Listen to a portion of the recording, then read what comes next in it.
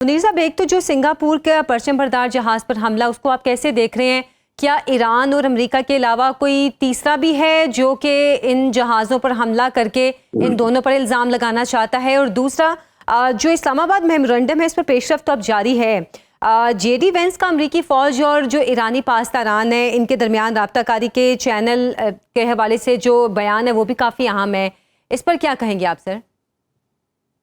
جی، میرے خیال میں تو یہ اس قسم کی حرکتیں ہوتی رہیں گی، کیونکہ دونوں طرف سے کچھ لوگ ہیں وہ یہ معاہدہ سے خوش نہیں ہیں، پر اس کا مطلب نہیں ہے کہ یہ معاہدہ ٹوٹ جائے گا آسانی سے. مشکلات ضرور ہیں. میرے خیال میں یہ جو ہرمز کا مسئلہ ہے اس کو حل کرنا ہوگا، اور تھوڑی سی اس میں یعنی کہ کوئی ٹرانسپیرنسی آنی ہوگی، کوئی کلیئرٹی آنی ہوگی کہ کس کے تحت یہ جو نیویگیشن اب ہوگا اس میں کیا ریگولیشنز ہوں گی، کیا رولز ہوں گی، کہ کوئی پابندیاں ہیں یا نہیں ہیں. معاہدے میں تو یہ کہا گیا کہ جی فری نیویگیشن ہوگی یہ 60 دن کے لیے، پر آگے جا کے بھی اس مسئلے کو حل کرنا ہوگا. اسی طرح سے دوسرے مسئلے بھی جو ہیں، جو جوہری پروگرام کا جو نیگوسیشنز ہیں وہ بھی کافی کمپلیکس ہوں گی، اور جو سینکشنز لگی ہیں ایران کے اوپر وہ بھی یعنی آسان منیر نہیں صاحب، ہوگا. ابھی اس میں آپ نے بہت جیسے شروع میں کمپلیکسٹی ہے. کہا، منیر صاحب آپ نے شروع میں کہا کہ دونوں طرف سے لوگ جو ان میں کچھ ہیں جو خوش نہیں ہیں معاہدے سے. امریکہ کی طرف سے تو ہم جانتے ہیں کہ اسرائیل خوش نہیں ہے، لیکن ایران کی طرف سے بھی کیا واقعی ایسے لوگ ہیں جو کہ اس معاہدے سے خوش نہیں ہیں؟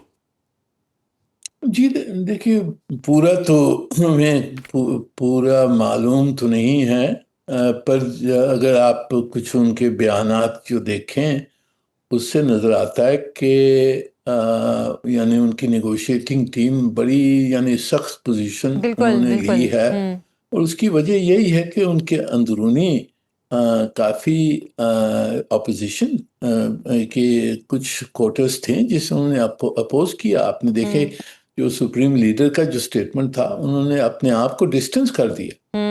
انہوں نے کہا کہ میں تو نہیں چاہتا تھا، پر میں نیگوشیٹنگ ٹیم پریزیڈنٹ صاحب نے کہا ہے اس لیے میں نے مان لیا.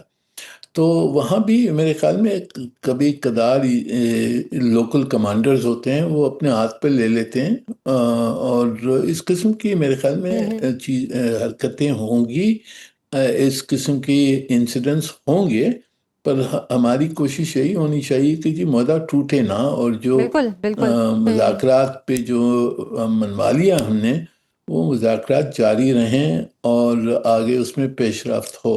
منیر صاحب، آپ اس پہ روشنی ڈالیں گے جو خلیج تعاون کونسل کی بحرین میٹنگ میں امریکی وزیر خارجہ کی شرکت کے بعد جو بیان ہے، مشترکہ بیان اس پر، اور جس طرح مارکو روبیو بار بار یہ کہہ رہے ہیں کہ کوئی ٹول ٹیکس وصول نہیں کیا جائے گا، جبکہ ایران ابھی بھی کہیں نہ کہیں یہ بیان وہاں سے آ جاتا ہے کہ کچھ راستوں سے کسی نہ کسی قسم کا ٹیکس وصول کیا جائے گا.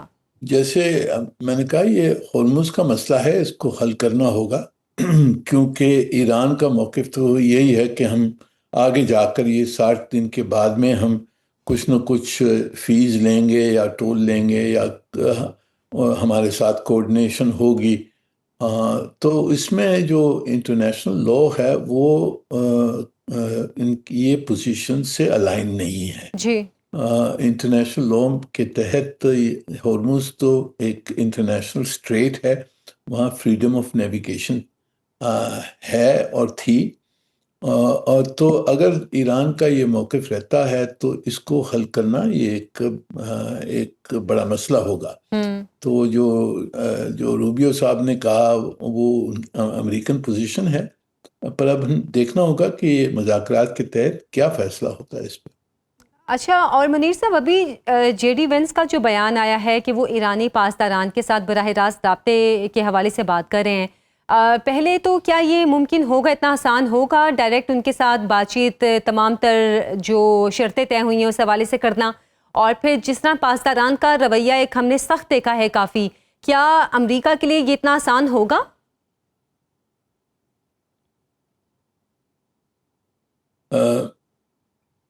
جی امریکہ کے لیے آسان تو نہیں کہہ سکتے ہیں، بٹ یہ مذاکرات کے تحت ہی فیصلے ہو سکتے ہیں۔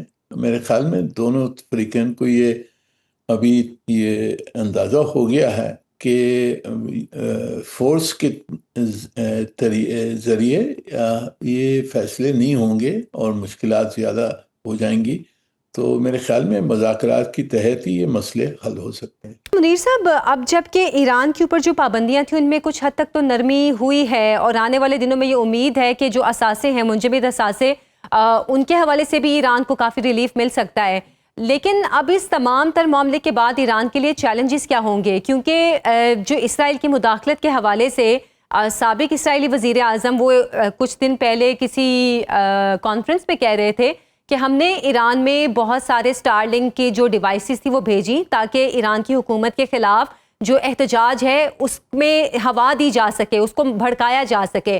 یعنی اسرائیل کی مداخلت تو ہمیشہ رہی ہے اور ظاہر سی بات ہے وہ ہمیشہ رہے گی بھی، تو یہ اب ایران کے لیے چیلنجز کیا ہوں گے؟ جی دیکھیں، پہلا چیلنج میری نظر میں تو یہ ہے کہ لیبنان میں صحیح طرح سے جنگ بندی ہوتی ہے یا نہیں ہوتی ہے۔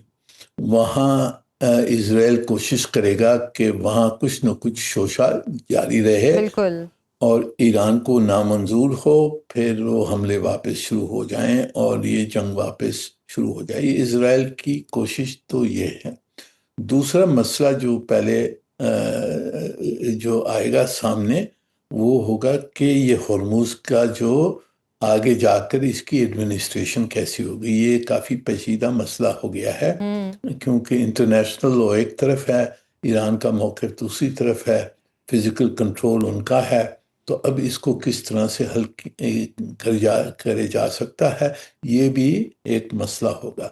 تیسرا، جیسے آپ نے کہا کہ اسرائیل کی، نہ صرف اسرائیل کی، شاید امریکہ کی بھی کوششیں جاری رہیں گی کہ کچھ نہ کچھ اندرونی مسئلے ایران کی حکومت کے خلاف ہوتے رہیں۔ میری نظر میں اب یہ جنگ کے بعد میں یہ شوشہ مشکل ہو گیا ان کے لیے، کیونکہ ایران کی عوام پوری کھڑی ہو گئی ہے حکومت کے ساتھ۔ جو پہلے جو ڈیمونسٹریشن وغیرہ ہو رہے تھے وہ ختم ہو گئے ہیں، اور اب جنگی حالات میں پورا ملک ہے وہ ساتھ میں آ گیا، اکائی ہو گئی ہے۔ تو اس قسم کی جو ڈی اسٹیبلائزیشن وہ کروانا چاہتے ہیں کرد کے تھرو، بلوچ کے تھرو، وہ میرے خیال میں کافی اس میں مشکلات ان کے لیے ہوں گی، اور ایران کی حکومت میں میری نظر میں ابھی یونیفائڈ ہے اور کنسولیڈیٹ کیا ہوا ہے انہوں نے پاور، اور ان کو ہلانا اس وقت بڑا مشکل ہو۔